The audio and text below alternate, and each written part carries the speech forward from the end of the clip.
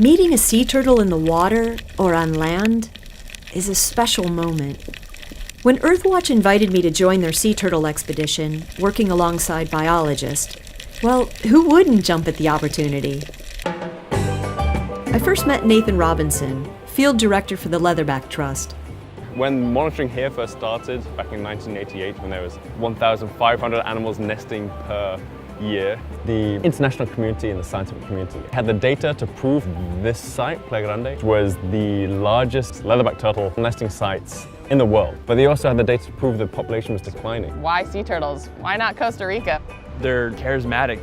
They're so cool and so mysterious, and there's so much to learn from them. Unlike some species that have changed really dramatically in recent decades, turtles have pretty much been the way turtles are forever. And there's just something captivating about them. As a kid, like so many kids, I was obsessed with dinosaurs growing up, and this is the nearest thing you really get to working with a living dinosaur today, is sea turtles, and in particular the leatherback turtle. Within hours of landing, we were all treated to rare daytime nestings by 2 olive ridley sea turtles. A day in the life of a biologist out here in Playa Grande is pretty variable. We are walking and patrolling looking for nesting sea turtles, and we're looking for nesting females who are emerging so that we can get their tagging information, which is the most important part of this whole project, because that's how we know what the population is out there. It's very difficult to protect a species unless you know how many there are. If you can quantify how many turtles, then you can start to quantify how important the different beaches are for the different species. And then you can get the appropriate level of conservation. And then they also get what's called a pit tag. It's the same thing that you get put in your dog or your cat. So now I can scan her, and she has a number. And that's gonna stay in her for the rest of her life. We also relocate nests if they're doomed. I actually think she might be realizing something's a little bit wrong. She's starting to slow down with her digging a bit. Is that okay where she's wanting to lay the eggs though? No, it's still in the high tide. Sea turtle eggs, like chicken eggs, need to breathe. So if they're laid in water, if too much water rushes over them, those eggs are going to drown. So it's really important that the turtle lays in the dry sand. If she's not going to put them there herself, then We collect those eggs and we relocate them to a beach hatchery. The work we do here in Parque Nacional Marina Las Palmas is really to maximize hatching success. 78. We want, for the leatherback turtles and the olive ridleys and the black turtles that nest here, we want to make sure that every single nest they lay and every single egg they lay has the best chance of survival until it basically hits the water.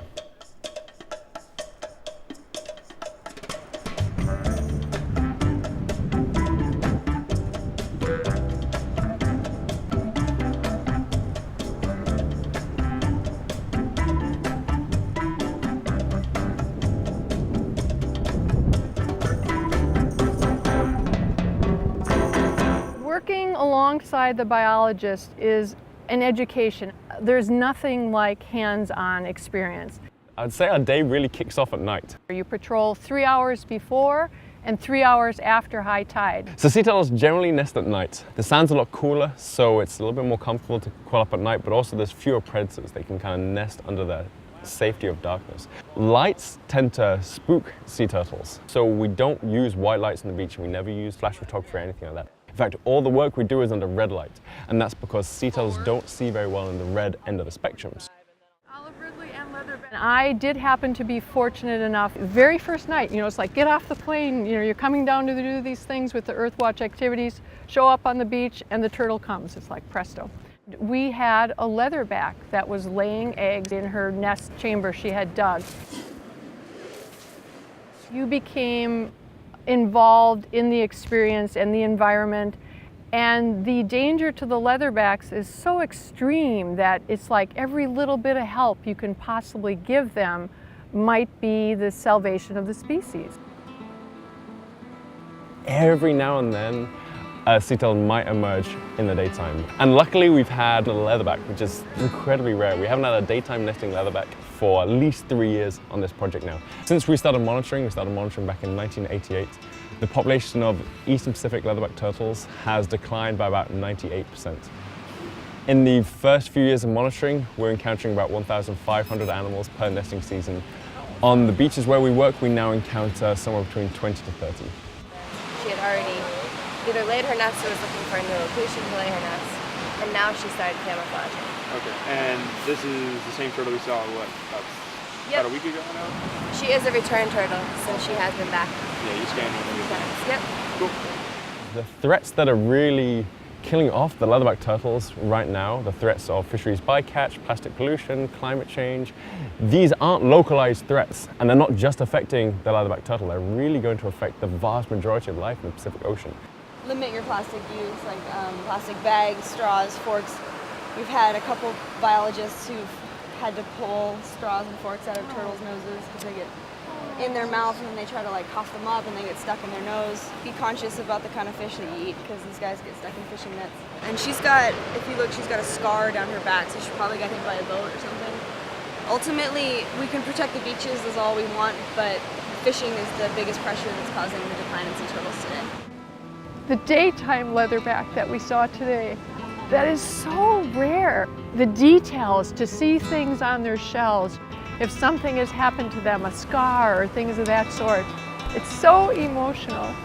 And the verse that comes from some song is that it's more beautiful than the spoken word can tell. It's like, I can't believe it. So what an experience to have. This species can be considered the canary in the coal mine. If we're seeing this happening to leatherback turtles, this is just an indicator of what else is going on in the Pacific Ocean to countless other species. Considering the Eastern Pacific is one of the most biologically productive areas in the world, can tell you that there's something else going on. It's not just the food, it's not just the distribution of the oceans, it's not just natural processes that are happening, because if that were true, then we would see turtles all over the world fading. When the project was first started, poaching was absolutely rampant in the area, and from kind of anecdotal information, we estimate that poaching from the 1970s to around the early 1990s was taking 90% or more of all the sea turtle eggs that were laid on this beach.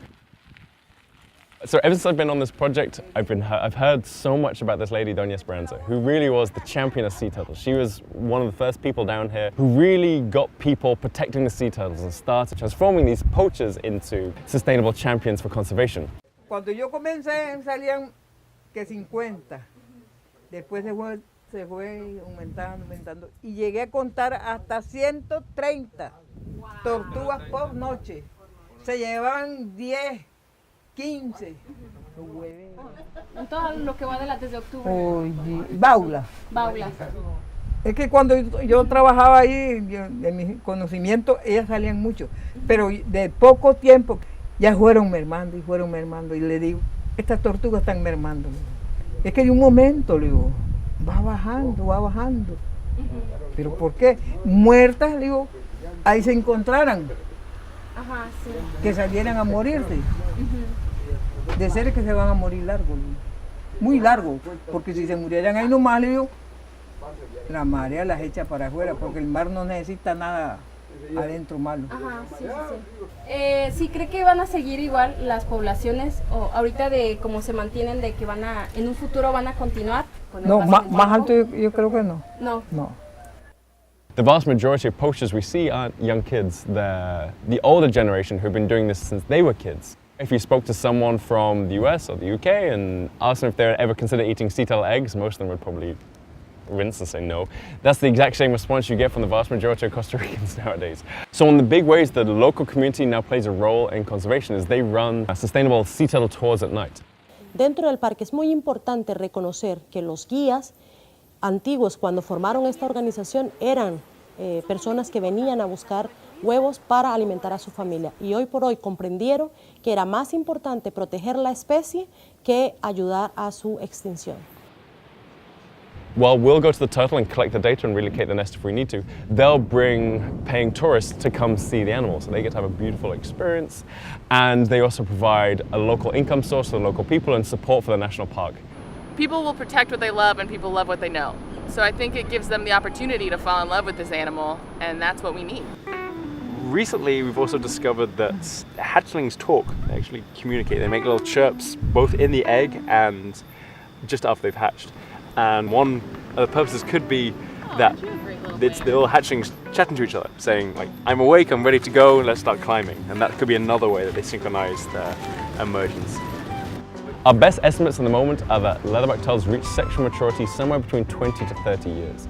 So every single night when we go out on the beach as biologists and as volunteers, I'm always filled with this optimism, this idea that this is the day when the recovery starts. This is the day when all those sea turtle hatchlings that were saved by the ending of poaching back with the establishment of the national park, they're coming, and there'll be 10, 15, 20, 100 new turtles coming out, and that'll be the recovery for the population. The goal of every single conservation project is at one point to turn around and say, job achieved, species saved, let's move on to the next problem. There's countless scientists fighting countless fights all around the world, and a species like the leatherback turtle is so inspirational, it captures the imaginations of so many people, that the story of how we've already lost 98% of our individuals in this population so far could provide a wake-up call, start really getting us into a more ecologically friendly and sustainable future. An early morning stroll puts things in the proper perspective. What an inspiring experience to be an Earthwatch citizen scientist for 9 days. Being here showed me how committed individuals can make a difference.